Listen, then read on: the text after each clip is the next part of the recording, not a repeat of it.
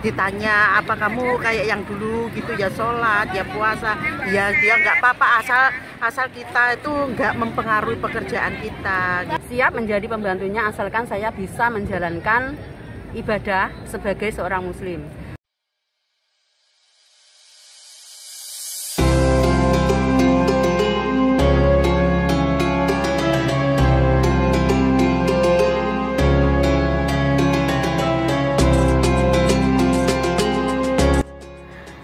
Butuh pertimbangan matang bagi seorang muslim dari kalangan mayoritas untuk memutuskan bekerja di negara dengan penduduk penganut Islamnya hanya 4% saja.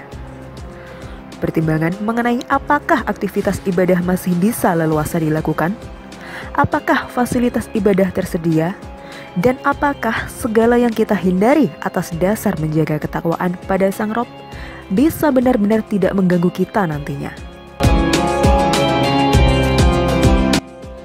Namun terkadang tuntutan finansial yang tak kunjung menemui jalan terang menjadikan seseorang tidak memiliki banyak pilihan. Ketika peluang dan kesempatan itu datang, rasanya keberanian seperti terpompa. Pertimbangan singkat dan sederhana pun menjadi penguat diri menghantarkan niat, yakni kalau niat kita baik karena Allah, insya Allah akan selalu dikasih jalan untuk beribadah. Kekuatan yakin memang tak bisa diremehkan. Keberhasilan menapakkan kaki pertama kali di negara rantau pastinya tak lepas dari perjuangan fisik dan mental di belakangnya. Lantas bagaimana kisah mereka selanjutnya? Terkait tekad mereka untuk tetap menjadi muslim yang taat sembari mengabdi pada orang asing yang notabene non-muslim dan sepanjang hidup baru mereka temui itu. Berikut sekelumit cerita beberapa dari mereka.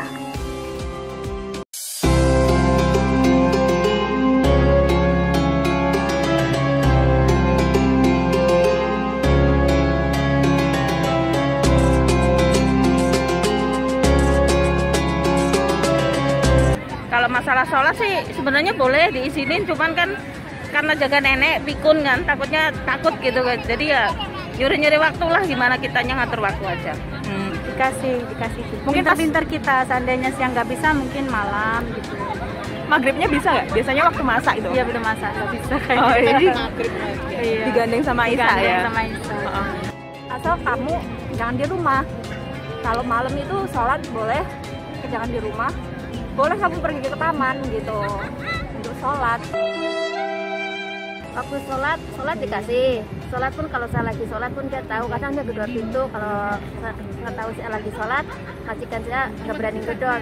Kalau saya keluar, oh maaf mem, tadi saya lagi sholat. Majikan saya dibilang, oh maaf, saya nggak tahu kalau kamu lagi sholat. Ya boleh kan, dulu juga saya sudah mau masuk ke situ sudah ngomong kalau saya tuh sholat.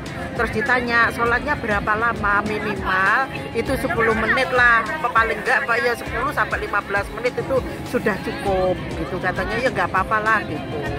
Kan aku satu kamar sama nenek, tapi dia tuh takut sama warna putih, jadi saya itu rukuh saya mau kena niki batik. Oh, jadi buat pengalaman buat teman-teman ya, kalau misal mau pindah majikan atau cari majikan itu awal-awalnya ditanya dulu, boleh nggak?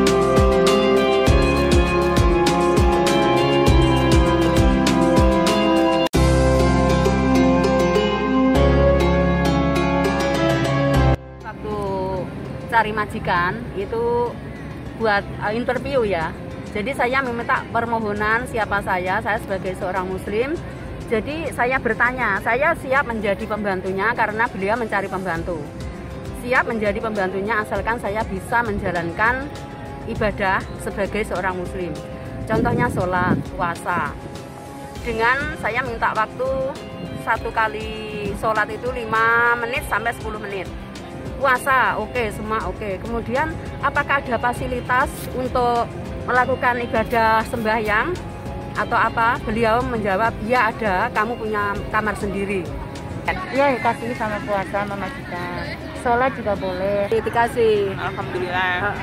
Mereka toleransi sekali ya. Malah ini kan lusa kan aku bilang, aku udah mau puasa gitu. Oh, dia malah bilang, kok udah cepet sekali gitu. Terus baru dia nanya, kapan? Aku bilang minggu depan, mungkin Jumat itu puasa. Oh oke gitu. Karena mereka juga ngerti kalau saya puasa juga jam 3 itu mesti bangun sahur. Kan biasa kalau saya habis sahur biasanya kan sulit tidur lagi. Mereka juga bilang, wah kalau siang kan saya jaga anak ya. Kalau anak istirahat kamu ikut istirahat loh, kalau kerjaannya selesai malah begitu mereka. Jadi nggak merasa terbebani lah kerja sama puasa, aku nggak lah, kayak di rumah sendiri aja gitu. Dikasih kadang-kadang kalau setengah hari majikannya telepon, kamu udah minum belum? Terus saya bilang kan puasa. Oh yaudah, jaga diri, hati-hati, jaga kesehatan. Oh, mereka pikir cuma nggak boleh makan tapi boleh minum, boleh makan permen. Iya. Boleh puasa ya? Boleh. Kan pembantu yang dulu juga puasa, juga sholat, jadi dia tahu.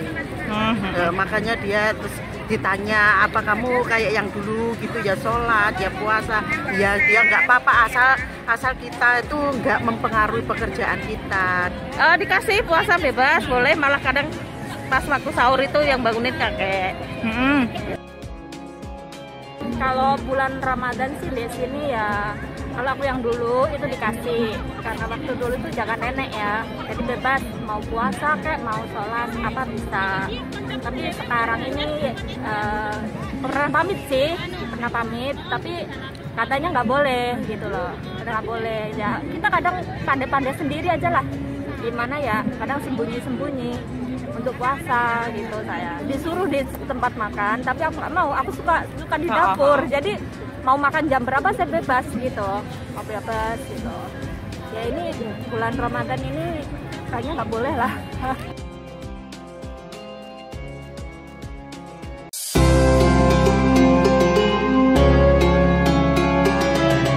Mereka suka nanya-nanya nggak, kenapa sih kok puasa kayak gitu? Kadang-kadang nanya, cuman saya jelasin kalau orang muslim masuk puasa terus gini. Terus majikanku ada bilang, oke nggak apa-apa, yang penting kamu jaga diri, jaga kesehatan. Kalau terawih di luar nggak dikasih selain hari Minggu. Kalau ini bulan ini kalau saya libur, saya minta waktunya, saya pulang mungkin ada telat, nggak jam segini, soalnya saya ikut sholat terawih. Saya bilang gitu sama majikan. Oke nggak apa-apa, yang penting kamu bilang. Dulu pertama-tama mereka memang kayak takut ya. Takutnya itu, kenapa orang nggak makan? Saya bisa nggak? Maksudnya kan dia takut. Khawatir sama terus, kita. Khawatir, tapi terus perlahan-lahan aku nggak apa-apa ya. Mereka udah biasa loh. Tapi nggak tahu kalau taraweh boleh nggak, saya belum tabu. Saya jaga anak, jadi susah. Masih kerja ya habis libur itu? Masih mandiin anak, ngajak tidur anak, soalnya kita kan tidurnya barengan. Kalau sholat raweh sih, kalau hari libur saya pulangnya kan nggak dibatasin harus jam segini masuk. Pokoknya saya paling cepat itu jam 9 aku udah masuk di rumah. Tapi kalau jam 9 lebih dia nggak apa-apa, itu terserah saya. Tapi saya sendiri yang itu pokoknya kalau hari libur terserah kamu. Terus saya kan biasanya kalau puasa kan terawihnya ke konsulat. Terus itu ke konsulat itu dia nggak apa-apa boleh. Tapi kalau hari-hari biasa kan majikan saya pulang kerjanya malam-malam gitu loh. Jadi tinggal tergantung majikan. Kalau itu majikan ngomong aku nanti pulangnya agak cepet, jadi kamu kalau masak dulu taruh situ, kalau mau sholat boleh. Tapi tergantung majikan sih. Tapi seringnya ya nggak boleh. Kalau hari libur ya boleh gitu. Kalau soal sholat taraweh atau Idul Fitri ya, itu saya itu tergantung. Kalau anak-anak sekolah waktu Idul Fitri itu hari biasa tidak diperbolehkan gitu, kecuali hari Minggu gitu. Karena yang diutamakan kan menjaga anak saya gitu. Kalau soal tarawih cuma hari Minggu saya bisa. Hari Minggu kan hari libur kita gitu. Nanya enggak? Kenapa sih kok nggak makan seharian kayak gitu? Ngapain? Biar apa kayak gitu? Ya, saya bilang ya itu soal religion gitu. Soal agama saya, keyakinan saya. Itu mereka udah paham gitu.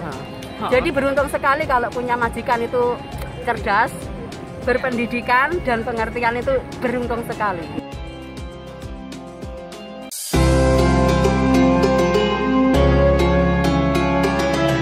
Ya kedua itu tentang soal makanan halal haram, itu sudah saya sampaikan sebelum saya tanda tangan kontrak itu.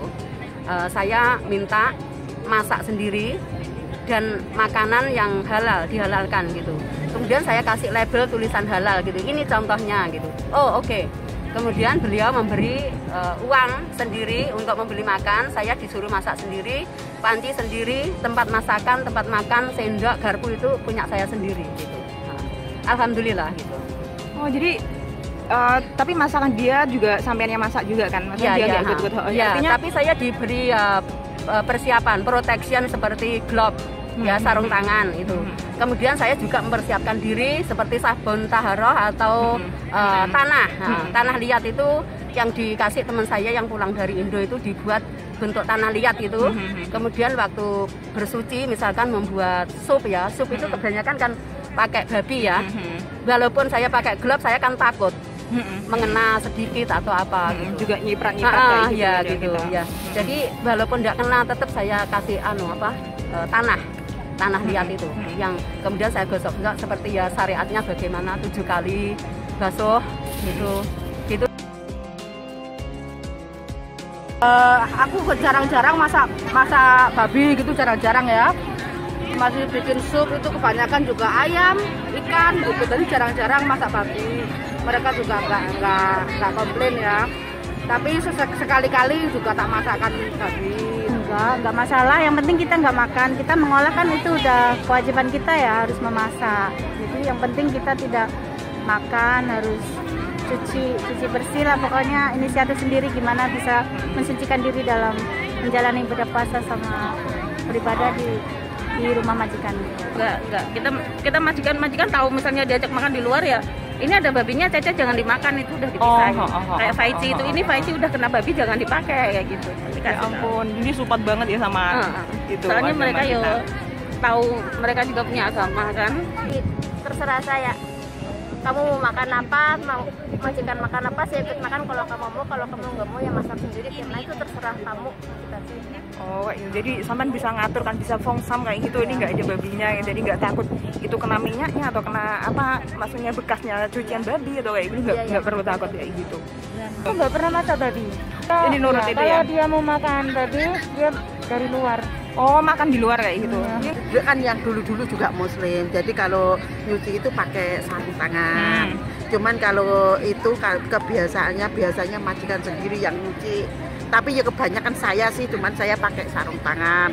Tapi kan nggak majikan setiap hari di rumah. Mau bantu juga ya? Iya, sering majikanku sering kok masak bareng-bareng. Tapi ya cuman pokoknya dia tuh pengen tahu gitu loh. Kan majikanku juga nggak sering masak babi sih, nggak terlalu suka orang. Terus kebiasaan dari dulu tuh sukanya masakan Indonesia. Sayur lodeh juga apa itu kan dari dulu pembantunya Indonesia terus. Jadi dia tuh apa namanya gado-gado, namanya lodeh, namanya pecel, tahu semua dia. Tapi intinya alhamdulillah ya bisa respect sama agama kita kayak gitu, bisa support kita ibadah kayak gitu. Pokoknya yang penting itu kalau mau masuk itu perjanjian dulu. Pokoknya saya muslim, kewajiban orang muslim ya puasa, ya sholat. Jadi saya kasih waktu sholat gitu. Gimana pun dari dulu saya ngomong gitu. Gimana pun kita butuh duit, tapi yang nomor satu yang bikin barokah itu apa sih kayak gitu.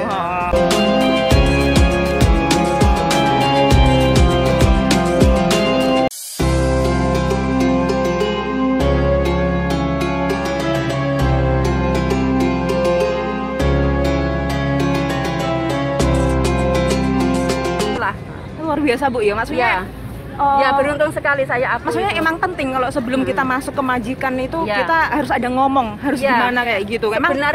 Sebenarnya ya itu tergantung niat kita.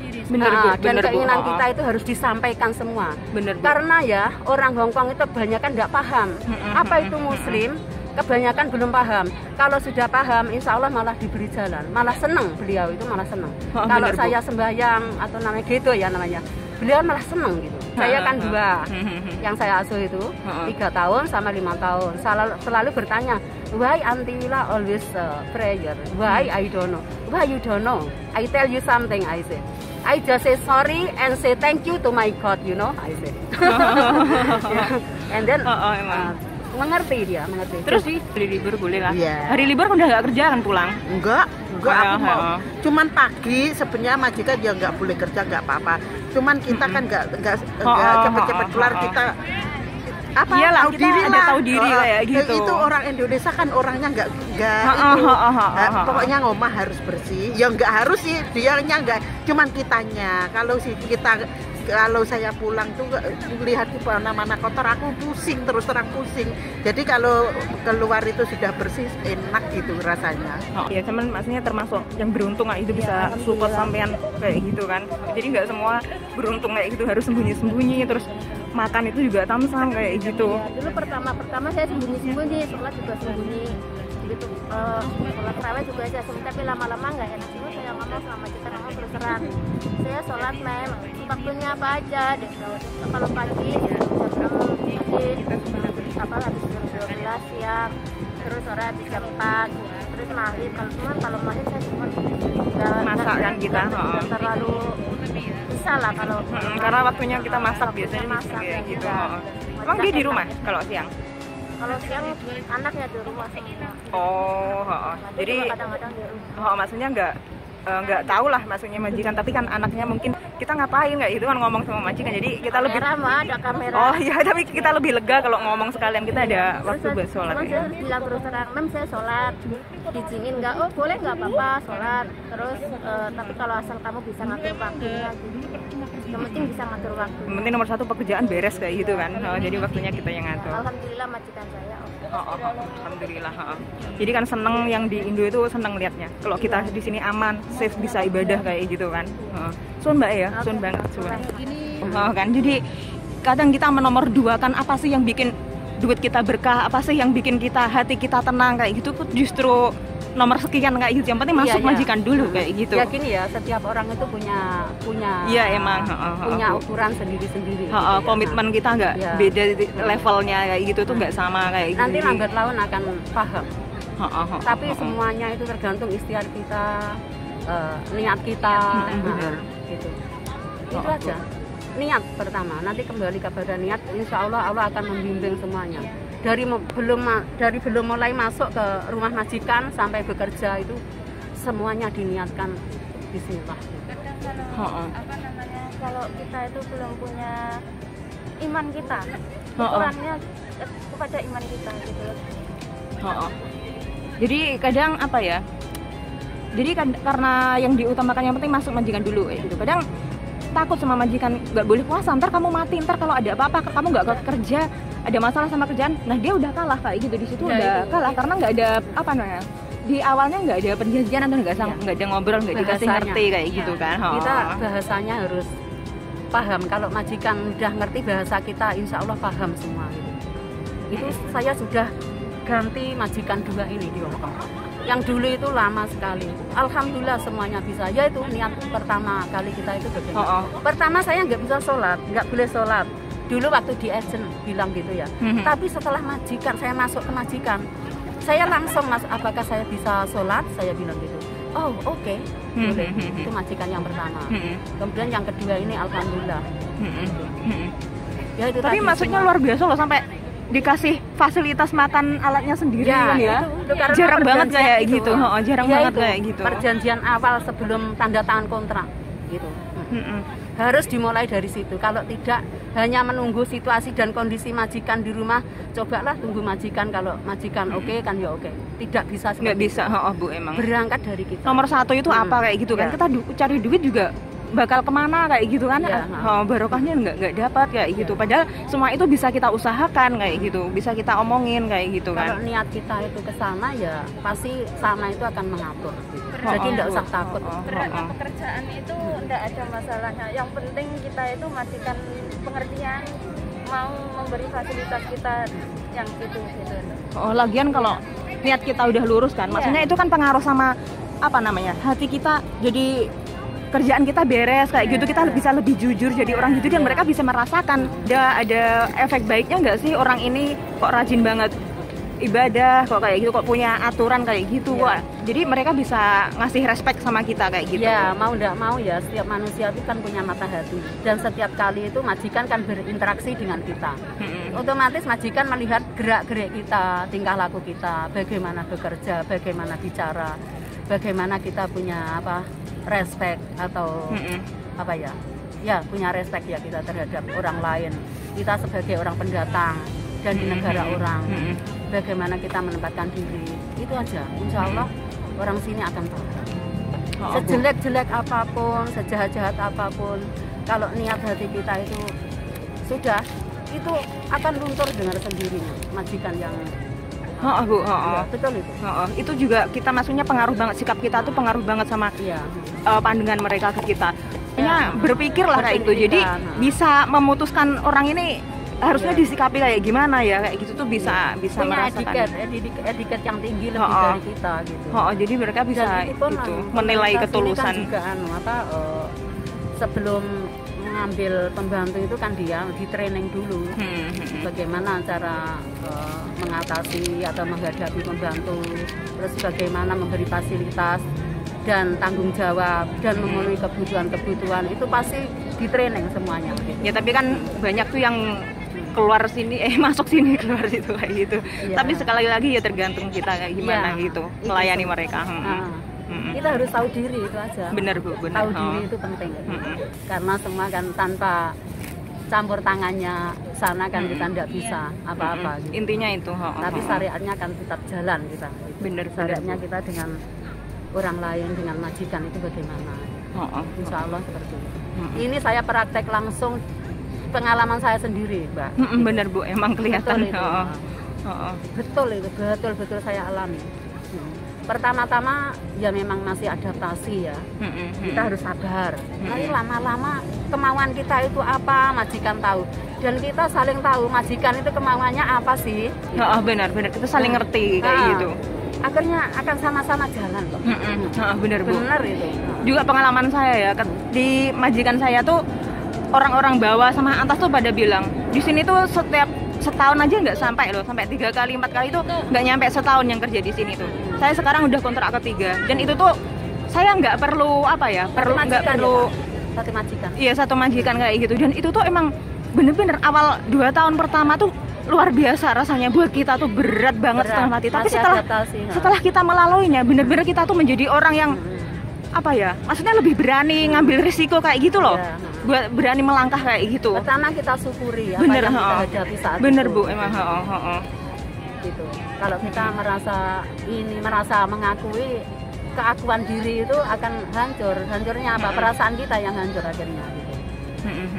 Akhirnya nggak betah, terus ingin yang lebih, padahal yang akan dicari itu belum tentu lebih baik dari yang saat ini yang kita hadapi gitu. Iya, apalagi kalau kita dengar temen terus kalau majikan kok nggak gitu, aku dikasihnya segini, kita bakal itu gampang banget kena provokasi dari teman kayak gitu. Kok majikan kok nggak gitu ya, kalau tahun baru ngasihnya cuma segini itu udah gampang banget kita ya itu gampang kita baca, kita beri jawaban. Bersyukurlah bahwa bagianmu itu bagianmu, bukan bagian dia, dan dia bukan bagian kamu.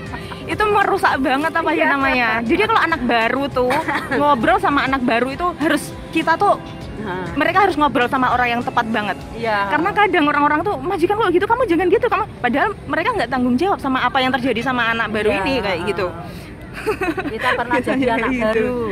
Bener, kita tuh gampang kalau anak baru gampang ngalir sana, dia suruh ngalir sini kayak gitu. Kasian itu kalau sampai ketemu orang yang memprovokasi itu.